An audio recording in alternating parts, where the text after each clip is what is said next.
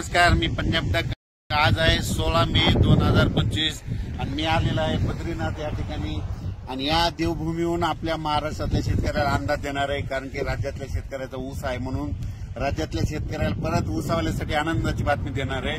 राज्यामध्ये उद्या म्हणजे 17 तारखेपासून 17 मे ते 25 मे पर्यंत राज्यात पश्चिम महाराष्ट्रात मुसळधार पाऊस पडणार आहे, म्हणून पश्चिम महाराष्ट्रातल्या शेतकऱ्यांनी हा अंदाज लक्षात घ्यायचा आहे. राज्यात इतर भागात देखील राज्यात सारखा पाऊस पडत राहणार आहे, म्हणून हा देखील सर्व शेतकऱ्यांना अंदाज घ्यायचा आहे.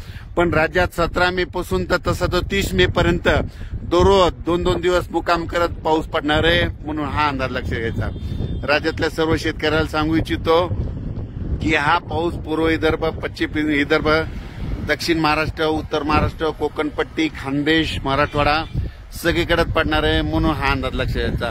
आणि मी हे अंदाज देत आहे, मी अंदाज हे बद्रीनाथच्या देवभूमीहून देत आहे, म्हणून हा अंदाज लक्षात घ्यायचा. राज्यातल्या सर्व शेतकऱ्याला सांगू इच्छितो की हा पाऊस सांगायचं झालं तर पूर्व विदर्भ, पश्चिम विदर्भ, दक्षिण महाराष्ट्र, उत्तर महाराष्ट्र, कोकणपट्टी, खानदेश, मराठवाडा सगळीकडे पडणार आहे, म्हणून हा अंदाज लक्षात घ्यायचा.